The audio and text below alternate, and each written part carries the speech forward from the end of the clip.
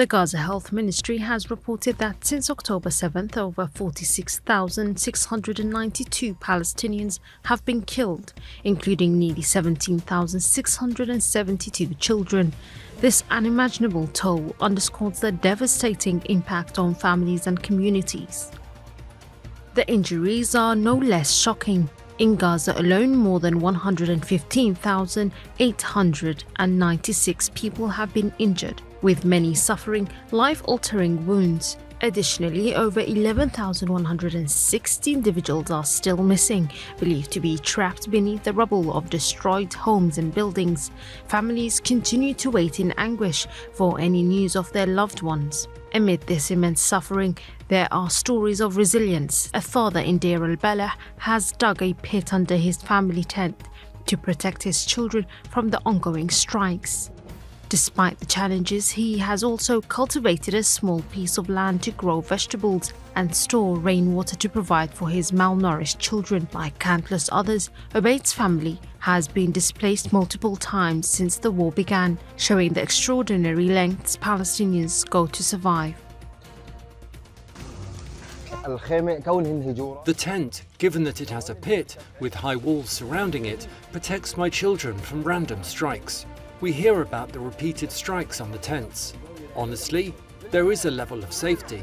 It has its negative sides, but when it comes to safety, it is safe. Some vegetables were the first I planted with which I tried to feed my children amid the stages they went through. Stages of malnutrition, which made them tired. Most of their food is canned. I planted tomatoes and eggplants.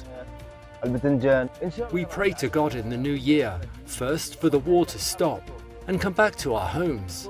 Even if there are no longer homes, we just go back to where we came from, for this destruction to stop, and for the children to go back to their schools, and that life is back to normal like it used to be. But the most important thing is for the war to stop. Robert Jenrick has doubled down on claims that hundreds of thousands of people from alien cultures with medieval attitudes have entered the UK, particularly pointing to immigration from Pakistan.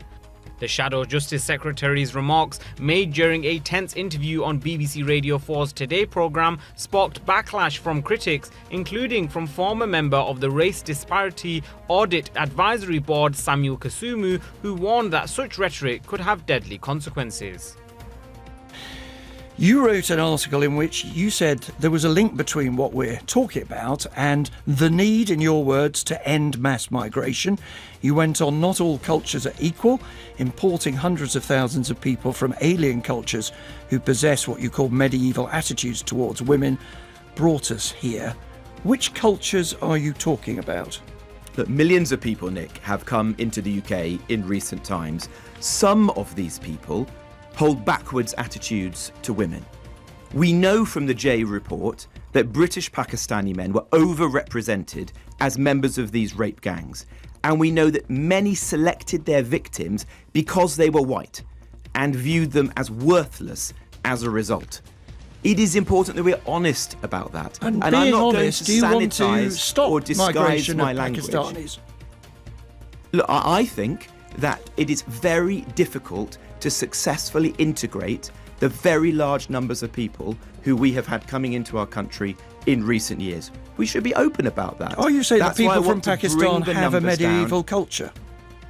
I think some people who come from that country do. I'm not saying everybody. Does I'm saying that Sajid some Javid's people- family I'm saying some come people, with a I'm medieval saying some culture to this people- country? Nick, I'm saying some people do. Does Nick. Sadiq Khan's family?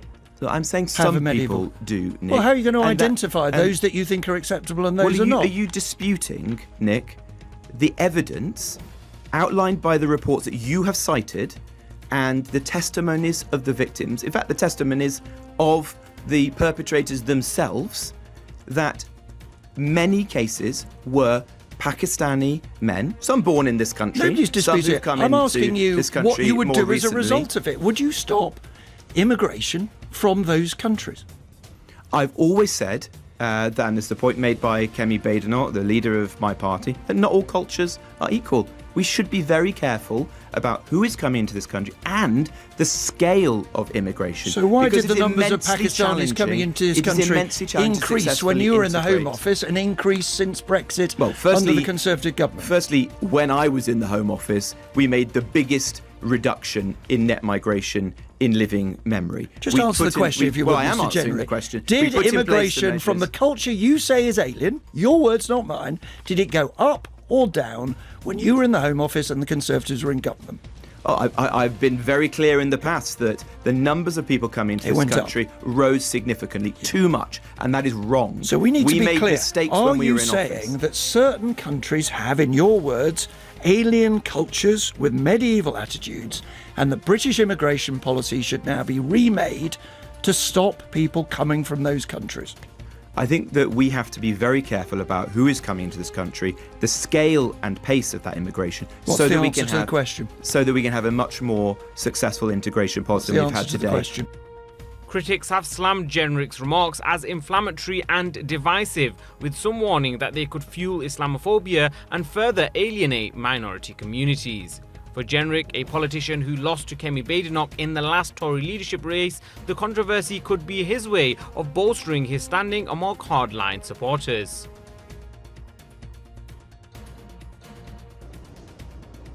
Sir Keir Starmer is now the subject of speculation about whether he can last as Prime Minister through to the next election. Despite a massive Commons majority, both his own MPs and journalists are now openly speculating that he may not survive a full parliamentary term. The speculation is the product of Starmer's rapidly declining poll ratings, the fastest fall on record for a new Prime Minister.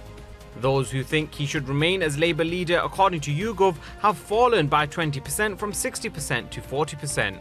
Those who think he should go have risen from 10% at the time of late July's election to 31% now. These collapsing popularity figures are, in turn, the product of a series of political blunders, including cancelling pensioners' winter fuel allowance, dumping a promise to review the pension deal for WASP women, lifting the cap on bus fares, and appointing Peter Mandelson as US ambassador.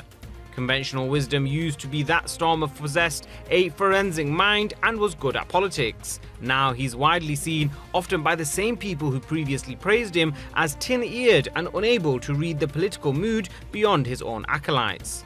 According to political journalist Andrew Marr, the plots to remove Starmer have already begun, despite the Prime Minister's numerous attempts to reset, relaunch and remodel his government. If, as may well happen, Starmer were to lose a couple of parliamentary by-elections, especially if they were lost to Reform UK, his prospects of surviving could decline even more quickly. Canada's Justin Trudeau said he would step down as Prime Minister in the coming months after nearly a decade in power, bowing to pressure as polls showed his party would be crushed in the next election. But what happens now? Trudeau said he would stay on both as Prime Minister and Liberal leader until the party picks a new one to take it into the next election. In Canada, unlike the process in other countries, party leaders are chosen by special leadership conventions that can take months to organize. The next federal election in Canada must take place before the end of October. Trudeau also announced on Monday he prorogued or suspended Parliament until March 24th. This means opposition parties who had planned to bring down his minority government as soon as they could will now have to wait until sometime in May. If all the opposition parties vote together on a non-confidence motion, the Liberals will be defeated and a new election called. If the Liberals are still in power by Parliament's scheduled summer break on June 20th, an election would be held as scheduled. The Liberals could also be brought down over the annual budget, most likely to come in April. When Trudeau took over the leadership in 2013, the contest lasted 5 months.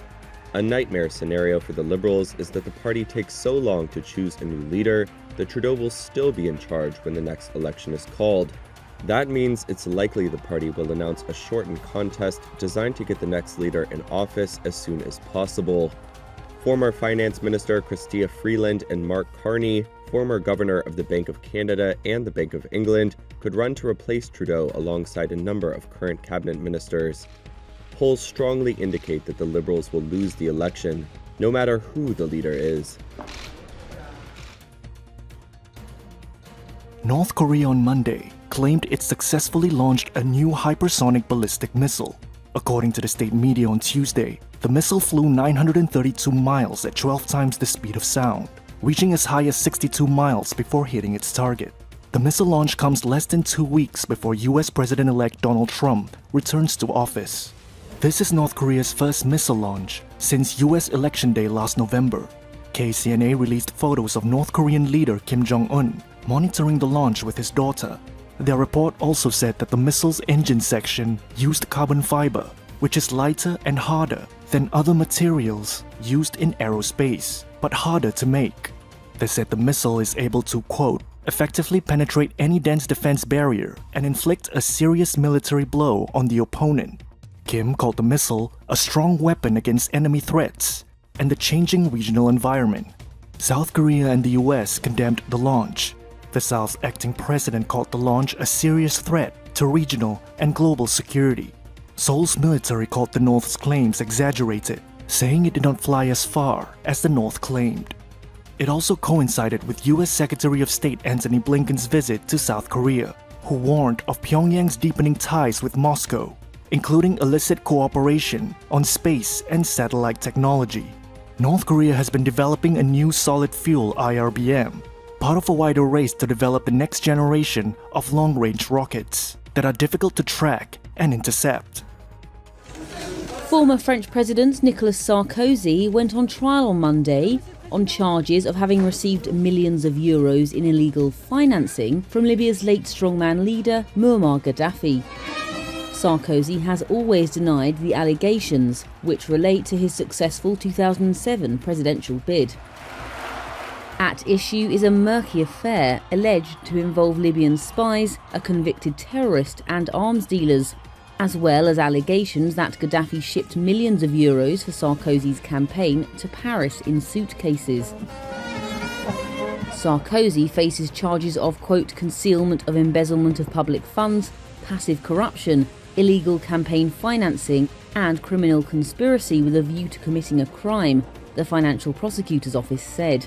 If found guilty, the former Conservative leader could face up to 10 years in prison and $386,000 in fines. Sarkozy has faced a raft of legal battles in recent years.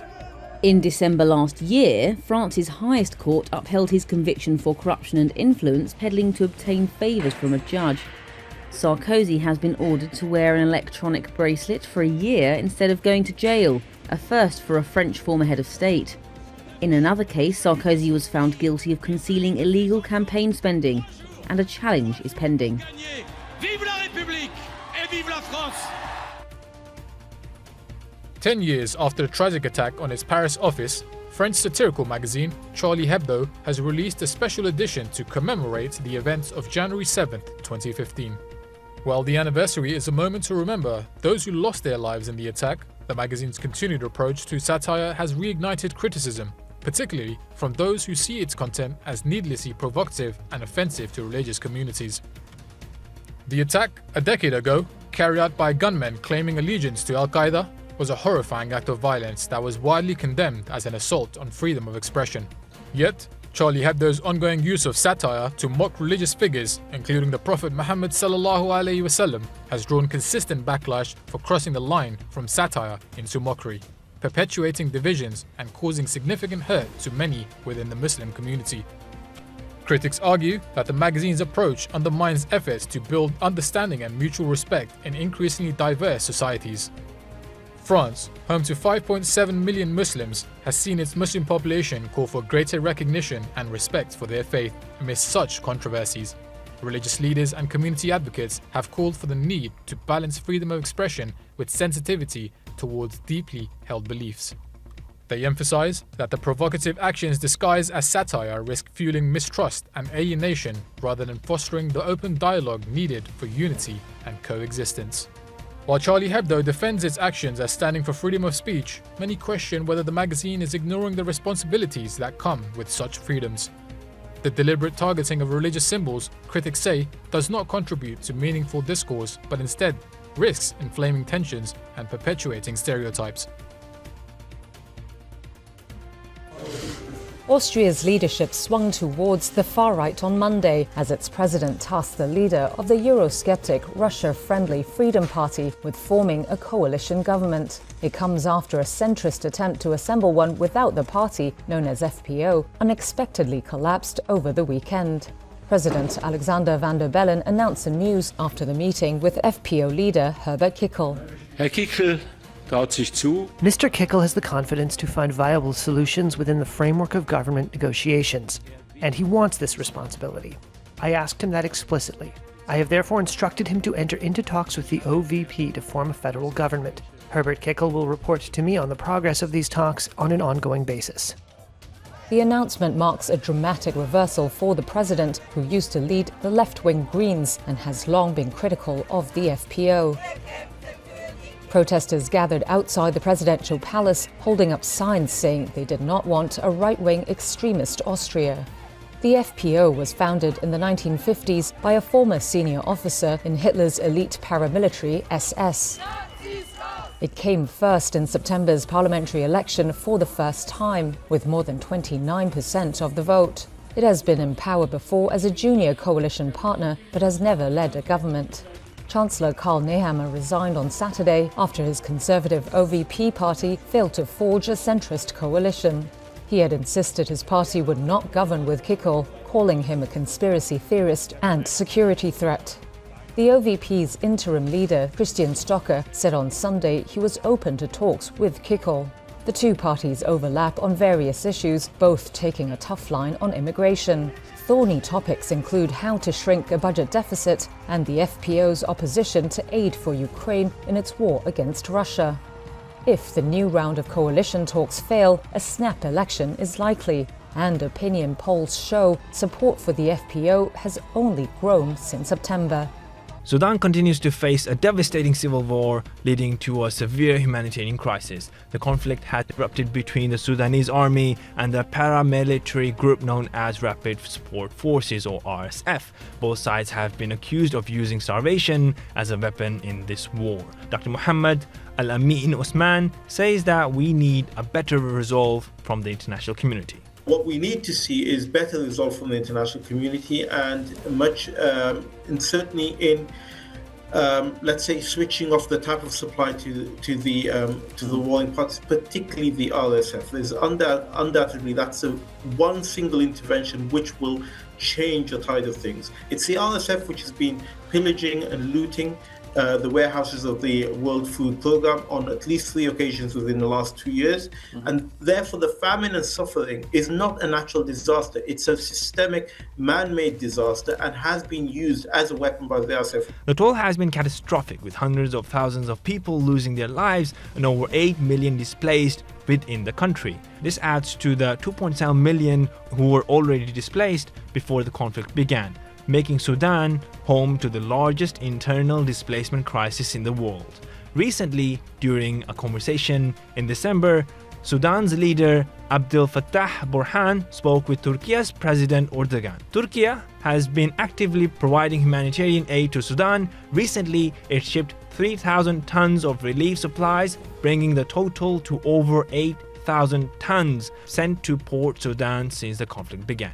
Burhan mentioned that Turkey could play a role in resolving dispute involving Sudan and the United Arab Emirates, aiming to prevent any external interference. Sudan has accused the RSF of using drones made in the UAE and launched from neighboring Chad. The Sudanese government has accused the UAE of supporting the RSF, a claim backed by some analysts, although the UAE has firmly denied these allegations. Last Saturday, Burhan met with Turkey's Deputy Foreign Minister in Port Sudan. Burhan requested the Turkey's Deputy Foreign Minister, to convey to President Erdogan that Sudan fully supports Turkey's peace initiative. Sudan's Foreign Minister Ali Yusuf emphasized the necessity of having partners like Turkey to achieve lasting peace, though some analysts caution that outside involvement might complicate the situation further. After the meeting with Burhan, Duran underscored the need for coordinated efforts in the peace process. Turkey has prepared to engage with other regional players to foster resolution. United Arab Emirates has also shown support for Turkey's diplomatic endeavor, stating its readiness to collaborate on initiatives aimed at solving the ongoing crisis. Asif Shehbaz for IC News. Rights groups and relatives have accused Kenyan authorities of a cover-up of dozens of alleged police killings, unexplained abductions, and illegal detentions related to these anti-government protests, known as the Gen Z protests because of the young people involved. The body of 19-year-old Charles Owino lies in the street, killed by a gunshot to the head, according to an autopsy report seen by Reuters. But police recorded his death as a road accident in the morgue logbook, his brother told Reuters. The National Police Service did not reply to questions about 4 such cases examined by Reuters.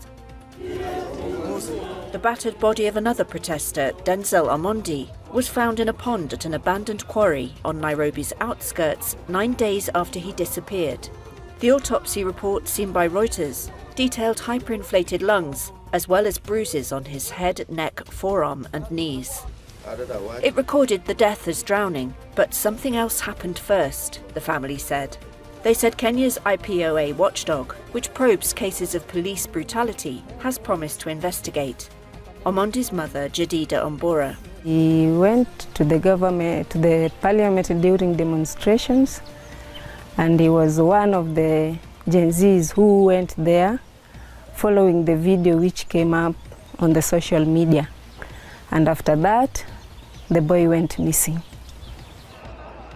Reuters spoke to 3 police officers who work in a unit deployed during protests. They described police covering their tracks by mischaracterizing deaths caused by officers as accidents, drownings, or mob justice. Thousands of young Kenyans took to the streets against tax hikes and political corruption from late June to December. Deputy President Kithure Kindiki has said 42 people were killed in a police response that rights groups say involved firing live rounds. Kenya's National Commission on Human Rights, which is government-funded, also recorded 82 enforced disappearances, 29 of which remain unaccounted for. The officers who spoke to Reuters about their work requested anonymity to speak about the subject. One policeman described working undercover during the protests to organize abductions. Me, as an officer, I'll be sent there to pretend. I'm there, but undercover.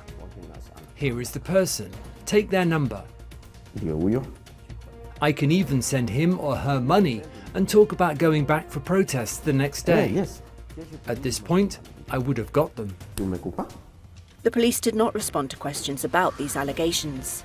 Bob Njagi is a high-profile rights activist who took part in the protests. He said he was held for a month, sustaining these injuries.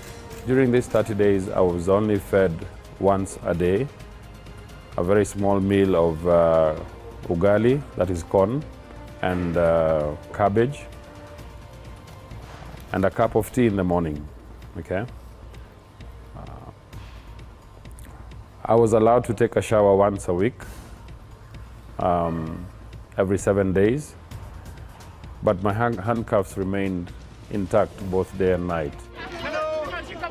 Otsieno Namwaya of Human Rights Watch says Kenyan police are required to take those arrested to stations, then court.